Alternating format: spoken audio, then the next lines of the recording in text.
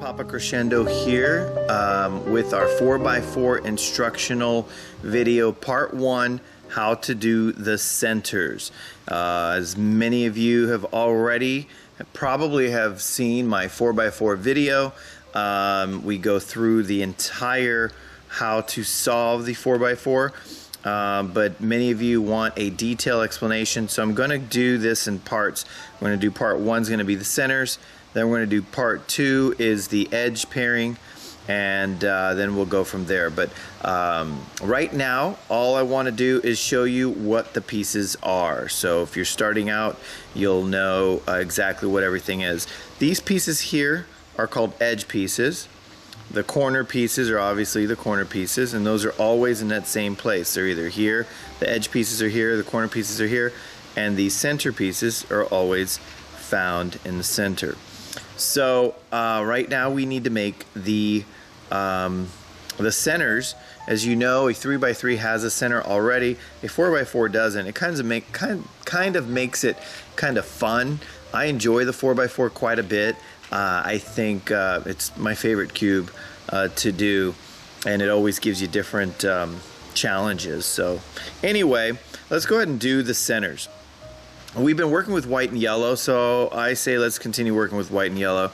So I'm gonna go ahead and try to, I just start spinning it around. Oh, there's 2 whites, so we'll go ahead and try to find some other white centers. There's another white center.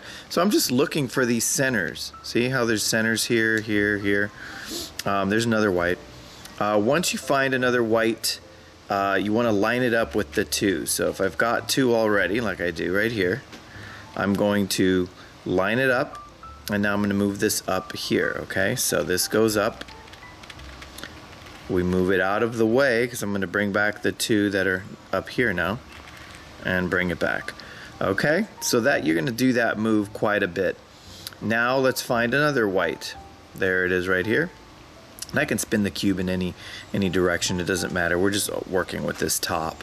So what I'm going to do is I'm going to line up 2. You have to line up 2 colors, 2 centers, with the one that you want to bring up. Now I'm going to bring it up. Now see how these 2 didn't line up? So I'm going to go ahead and bring it back, and let's line it up with these 2 instead of these 2. So I'm lining this center up with these 2. I'm going to go ahead and move this up, and see how they line up now? Now I can move it out of the way, bring back the other 2 which are here, and voila! That is your first center. And that's what you're going to be doing on every single center. And you know, you can see me doing 2. This doesn't matter. So you can spin these however you want. Because we're only doing centers, who cares what happens with these? So don't worry about that. All right, now, what's very important with the 4x4, you need to know what the opposite of every color is. Opposite of white is always yellow. So we have to make this yellow. Now when I first started doing the 4x4, I would make the centers and I'd mess them up. So if I had, let's say I had the yellow over here, you run into all kinds of problems later, and then you realize, oh, my centers are off. So got to get the centers in the right spots. Okay, so we've got white, the opposite is yellow, and it's always good to have a Rubik's Cube on the side, which I do not have at the moment, but you know, when you're doing the 4x4 this way, you can double check what the opposite colors are.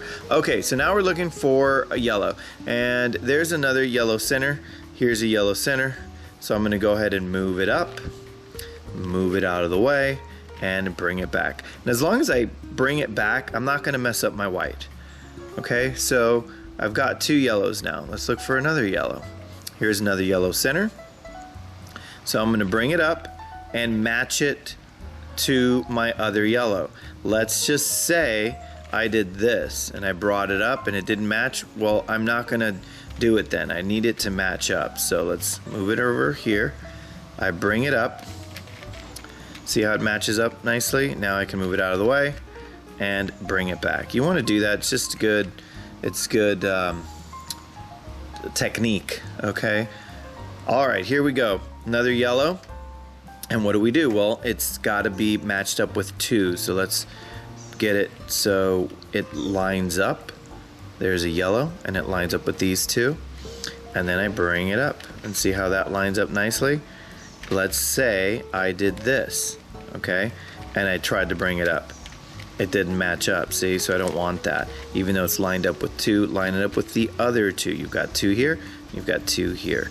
Okay, so I lined it up with those two, that works. And there it is. Now I'll move it out of the way and bring back my yellow.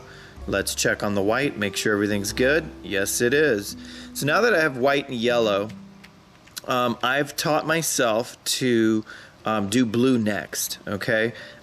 Blue is always, I've got yellow on top, so blue's gotta be here, or here, I mean anywhere you want it.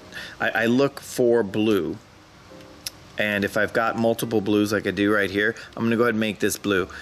It's the way you remember this, it's yellow, blue, and then red's always on the right side of blue. Okay, if you've got yellow on top and you're looking at blue facing you, red is on the right side. So we're gonna go ahead and do this as blue since I've already got two here. And I'm looking for, I always face it up, whatever I'm working on. So this is facing up now since that's what I'm working on. And I'm gonna look for some blue centers. There's a blue center. I'm gonna go ahead and line up the two blues, and let's bring up the blue, move it out of the way, bring back the blue. And you know you've got white and yellow here, so those aren't gonna get messed up while you're doing this. So keep going. Let's find another blue. Okay, there's a blue. Looks like it's at the bottom. Okay, so that's cool. It's at the bottom on this side, so we'll go ahead and line it up, and let's go ahead and bring it up. See, it matched up nicely. Let's move it out of the way, and then let's move it twice again, and there, your blue is now done.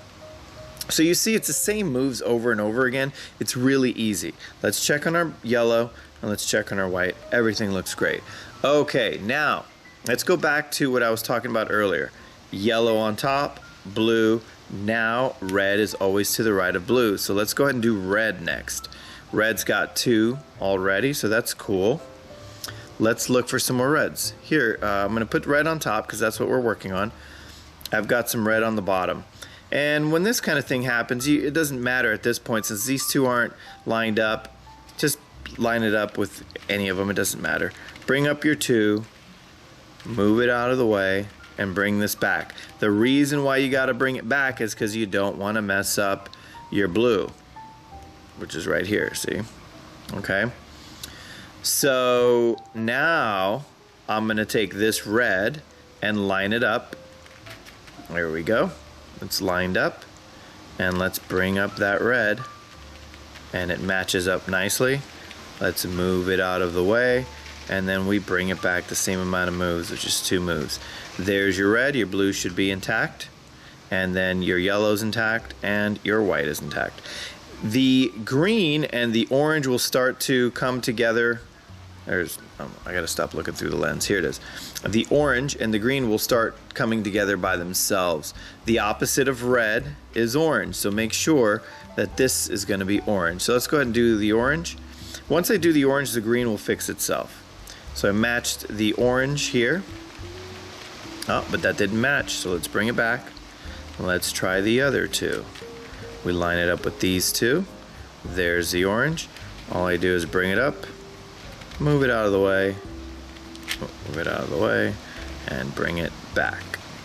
Okay, now we did the orange, the green should fix itself, there it is, and now we have all of the centers. That's it, that's part one. Once you do this, we're gonna go to part two, which is the edges. We're gonna do these edges, forget about the corners, only the edges. And also with no algorithms, so I think that's really cool to do this cube with as little amount of algorithms as possible. Guys, thanks a lot. Please subscribe, please comment, and we're gonna be doing other videos other than Rubik's Cube, other cool stuff, just lifestyle type videos of things to make your life easier. So let me know what you guys want to see. I've got like this new Nespresso coffee machine, which is the best thing ever, but the coffee pods are really expensive, but I've found a way to make this coffee so much cheaper by doing your own pods, and I'm gonna make a video of that, and that's gonna be really cool. Hopefully you guys drink coffee. I think most people do. If you don't drink coffee, you should start, because it's one of the greatest things ever. All right guys, thanks so much for watching, and go to part 2, and you can do it. Anyone can do this. Just put your mind to it. You can do anything in life. I grew up a very, very poor boy, and I worked very hard, and I was able to buy a house and have kids and get married, and you know, be an average successful person. And you can do that too, and doing these cubes actually helps with that. All right, you guys, have a great day, and God bless.